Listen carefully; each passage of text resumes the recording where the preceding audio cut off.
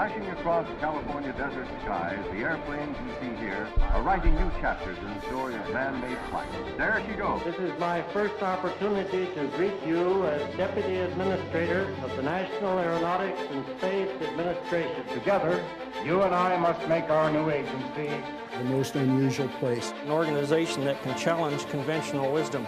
We can engineer anything. We can write the requirements for. We're going to make your idea work. This particular idea is quite disruptive. A typical flight, of course, starts under the wing of the B-52 mothership. This sleek, high-speed machine would have made Rube Goldberg proud. The manner in which we fly re-entry from space on the space shuttle was pioneered on the X-15. The X-31 pretty much wrote the book on thrust vectoring, along with its sister program, the F-18 HAR. An observation of an occultation is one of the more challenging missions that Sophia can do.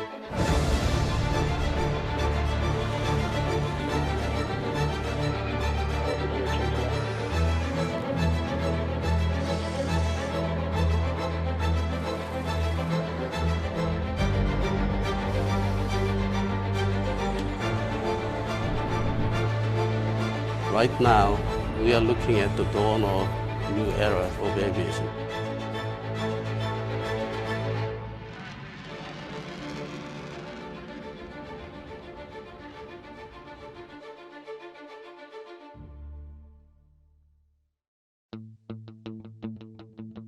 Flight loads is a crucial discipline. It is one of the areas that requires a good combination of both science and art. We often say that every airplane that we have ultimately goes through the loads lab. In 1964, a new building was rising from the desert shore of Rogers Dry Lake. The tests this laboratory has conducted over the past 50 years have supported almost every type of vehicle the aerospace industry has to offer.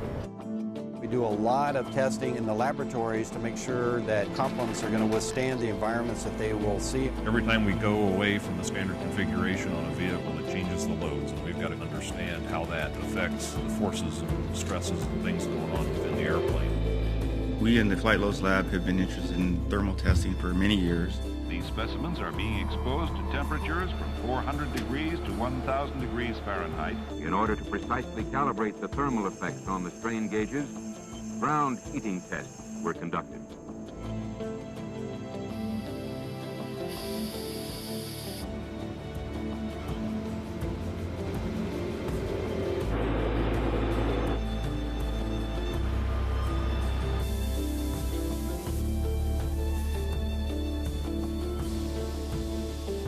Also, over the years, there's been low temperature testing using cryogenic cooling capability. A cooling system was used to lower the glove temperature to the minus 30 degree Fahrenheit pre-launch condition. The heating and cooling systems work together to bring the entire glove to cold soak condition.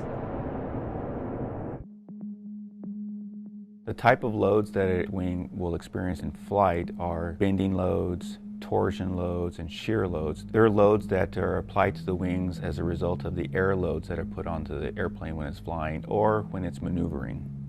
How far can we push it? Where is it going to fail and how is it going to fail? So this work here has really been key to being able to help us anchor the models that we're developing to analyze the performance of these structures and also to take that next step and optimize the design of these systems.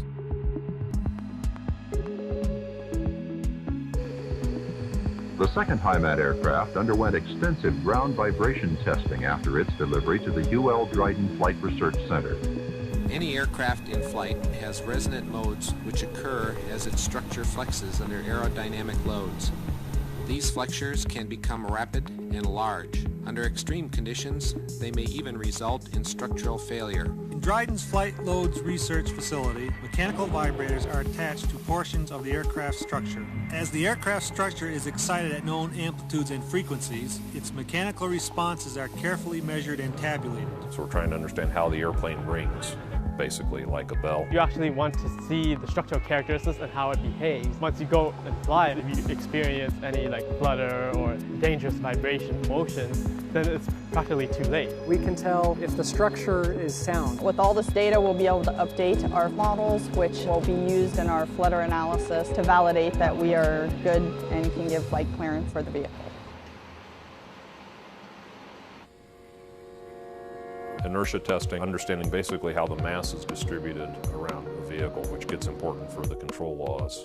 The moment of inertia essentially tells us the angular momentum properties of the vehicle. We want to understand during flight, when we're trying to control it, how it pitches up and down, we'll understand how much resistance and inertia happens during those pitching maneuvers.